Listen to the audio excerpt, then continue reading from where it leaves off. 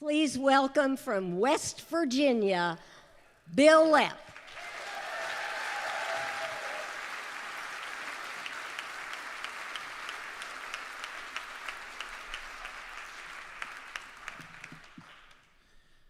Remember about, I don't know, going on 10 years, maybe 11 years ago now, gas prices went really high. Remember that? Okay. Well, back then, I was really mad at the gas companies because the gas prices went so high, and I decided that I was going to really show the gas companies, and I was going to boycott all of the gas companies. And then I remembered that I drive for a living. And I realized that my moral convictions just aren't that firm. So I decided I was just going to boycott one gas company just to show them, bring them to their knees. And I just kind of drew Exxon out of the hat. And I decided, that's it, I'm going to put the screws to Exxon. I'm never going to another Exxon in my life. And I was going to a storytelling event. And to get to that particular storytelling event, you have to get off the interstate in Parkersburg, West Virginia, and you have to get on Route 50, drive about 12 miles on Route 50, and then get off on a little road and go through a town called Cairo, which is spelled Cairo, but it's pronounced Caro. And then you have to go another 4 miles after that to get to the state park where I was telling my stories. And I got off, I was running just a little bit late. I wasn't quite late. It's what my buddy says. We're not late yet.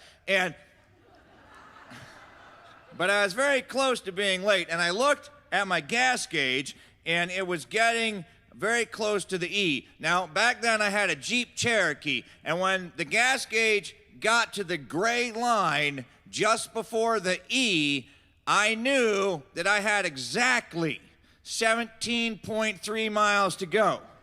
And that is not an estimate, that is a scientific average based on quite a bit of data.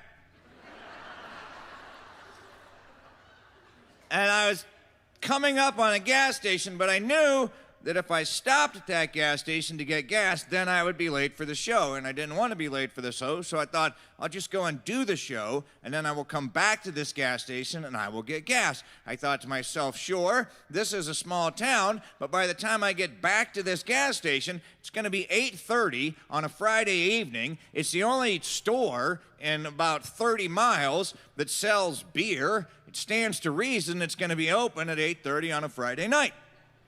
So I went 4 more miles, and I did my show, and then I drove 4 miles back. So now I was a good 8 miles into my 17.3 miles worth of gasoline, and as you have already figured out, the gas station must have run out of beer. Because it was closed.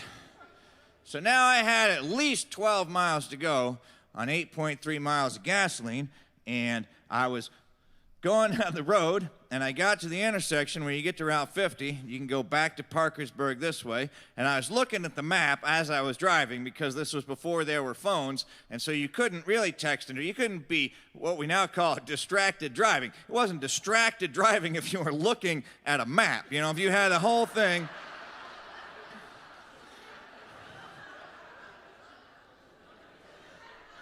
I wasn't distracted, drinking a coffee, shelling peanuts, tapping a dial, as Kevin Kling would say. And so I realized that, to get home, I had to turn left and go about 12 miles, but I only had 8.4 miles worth of gas. But I realized that if I turned right, or whatever direction this is why I'm not a fighter pilot. This is the only reason, because I don't know my left from my right. They'd have been like, enemy on your left, and I'd have been like, shh, pow. So I realized if I turned this direction, that I only had to go maybe 8 miles to get gasoline. And sure, that means 16 miles round trip out of the way, but that was better than walking. So I turned on to Route 50, and by this point, I was doing everything that I could do to make my Jeep Cherokee more aerodynamic. This is like making a brick more aerodynamic. But I rolled up all of the windows, and I turned off the air conditioner, and every time I went to go downhill, I put it in neutral so that I could just coast down the hill. was doing everything I could. But this town that was supposed to be 8 miles away simply was not materializing. And I had gone past the gray line, and the needle was getting to the tip of the horizontal part of the E, and then it was past the vertical part of the E, and I just knew that I was going to run out of gas. I didn't want to run out of gas. There's lots of reasons I didn't want out of Did you get that? Let me see that. Let me see that.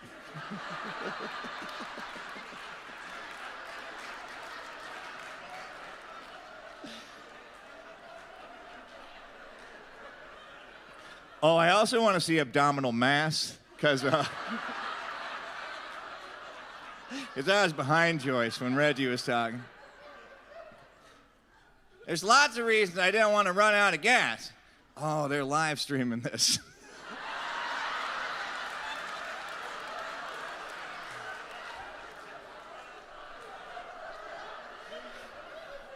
The main reason I didn't want to run out of gas, I don't know if you have a partner in your life, a spouse, whatever. I'm trying to be politically correct here. But if you do, one of you is the dumb one.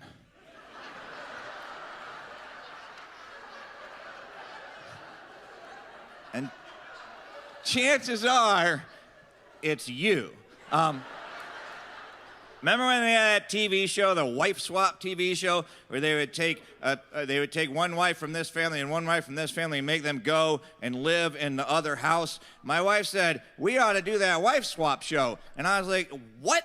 And she said, we should do the wife swap show. And I said, listen, honey, I don't know how to say this without making you mad, but we're all used to that. So I said, I want you to think about that show. What they do is they take one normal family and they take one crazy family.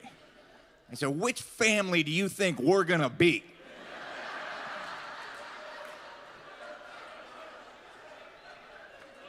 So I didn't want to run out of gas because I didn't want to have to tell anyone that I ran out of gas. But it was beyond where I was going to be able to make it. So I let out a little prayer. You're all guilty of it. It's the same family of prayer as, dear God, let me pass this algebra test. Even though I haven't gone to class the entire semester.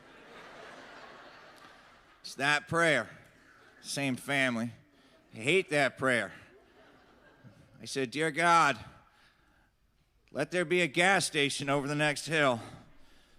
And there's 3 reasons why I hate that prayer. First one, it's totally agnostic. You are like, God, prove yourself now, you know? Second reason I hate that prayer is because it is entirely polytheistic. You do not care what God answers that prayer.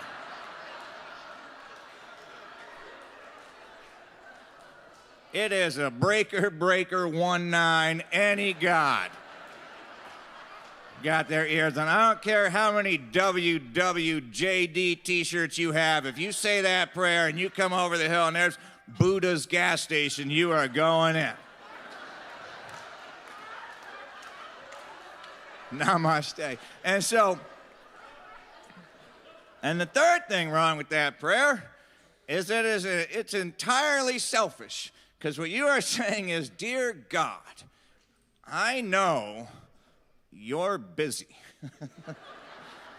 I know that there is war, famine, hurricanes wiping out entire countries, and you know, people starving to death, and terrible diseases, and illiteracy, and Washington, and reality TV. I mean, it's totally selfish. And then, but you conclude that. I know there's all these horrible, horrible things going on in the world. But I'm about to run out of gas.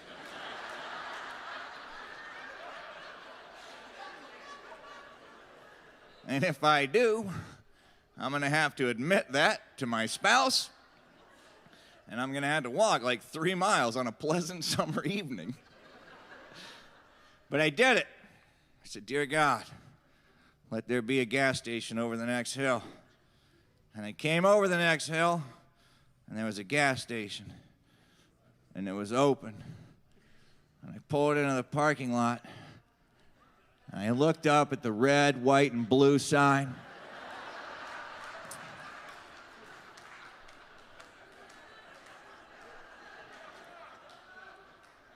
And I thought, God, don't you know I'm boycotting Exxon?